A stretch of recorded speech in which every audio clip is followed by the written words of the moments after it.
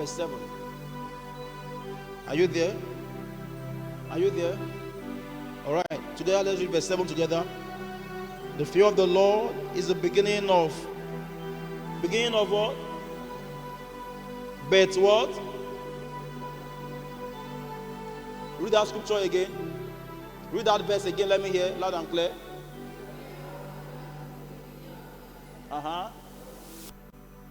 Read it one more time, loud and clear. Let me hear now.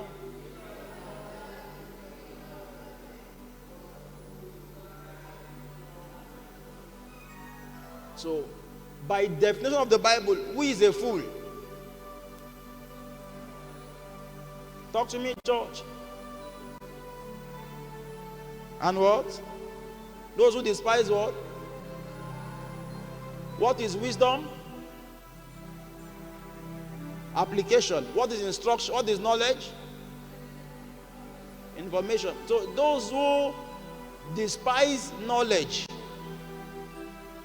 which is information, what are they? Now those who now despise knowledge and application, what are they? They are still fools, is that right? Now, there are people again who they have knowledge, but they don't apply. What are they still? Talk to me, church. Now, I want you to look at yourself. Call your name. And say and tell yourself, if I despise wisdom and knowledge and instruction, I am a what? Talk to me. Can you go ahead and call your name now and do it now? Let me hear you. Call your name. Call your name, let me hear. So that means anytime you come to church, for instance, and you are given an instruction from God's word, and you go out and act contrary to it, when we see you, who are we seeing? Talk to me, church. When you come to church and we give you instructions, knowledge, and show you how to apply them, and you get back home, you don't apply them, what are you? Talk to me, church. When we teach you how to study the Bible, information, and you don't study it, what are you? When we prepare devotional material for you to use, and you don't use it, what are you? Talk to me, church. When we teach you, the Bible says, precept upon precept, lines upon lines. When we teach you how to take those steps in prayers to grow spiritually and all around, and you don't take them, what are you? Talk to me, church. Some people are waiting to be like Lazarus, who one time they not be crying, one day suffering, wow.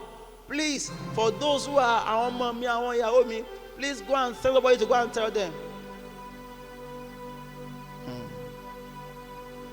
It is not the truth you know that sets you free.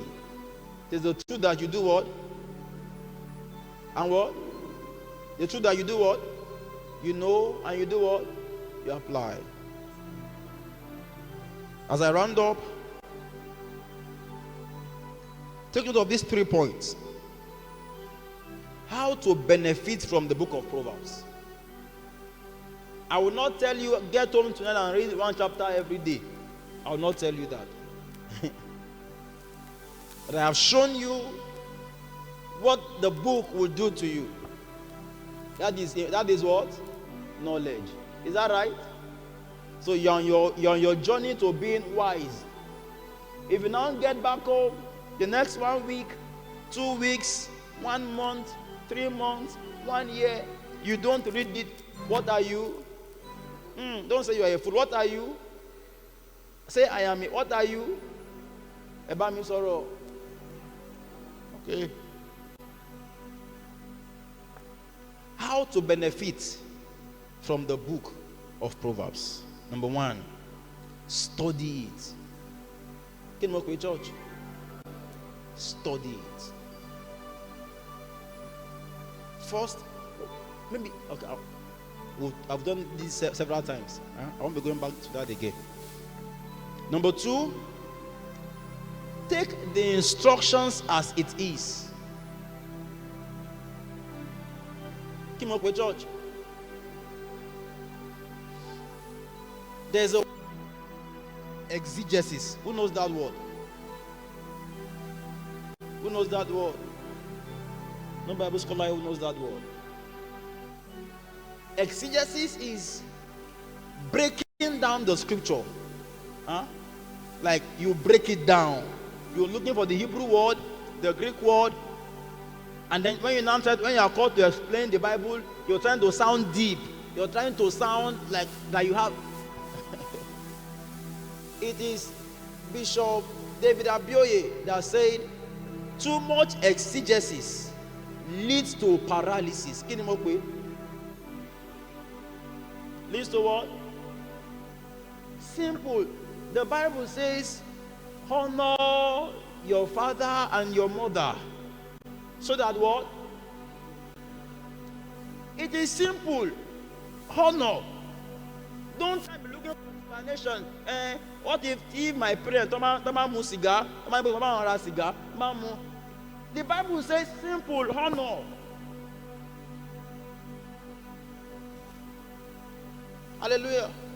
Jesus came and began to say, blessed are the poor, blessed are the peacemakers, blessed. Don't try and look, just take the word as it is.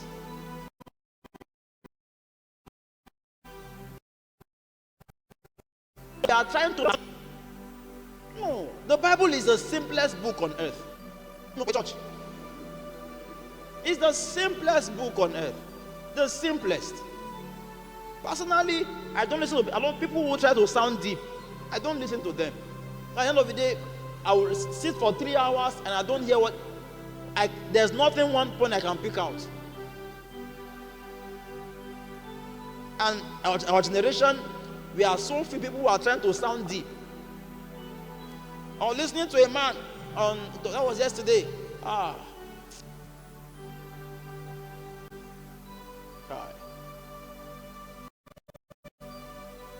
The man said one day some young people gathered and they were debating scriptures, they were trying to explain scriptures, and they were I was just looking at them.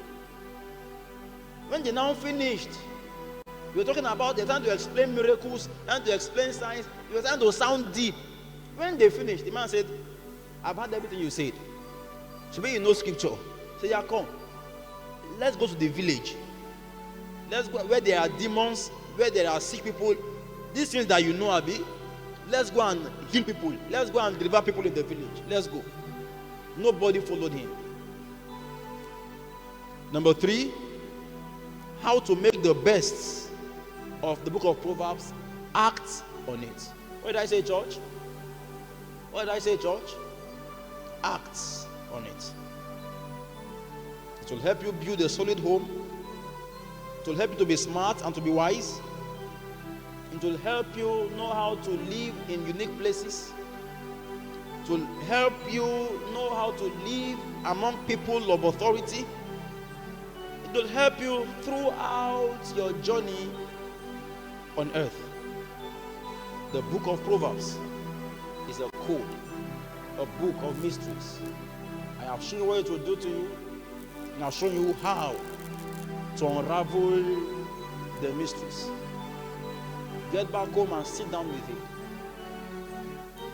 By your fruits, we will know if the words you sit down to listen is actually doing something in your life. Don't forget what verse 7 says. If you know what to do and you don't do it, you are a what? Talk to me, church. Louder and clearer. Rise up in your flesh, talk to God. Ancient words, ever true, changing me and changing you. We have come with open hearts. Oh, let the ancient words in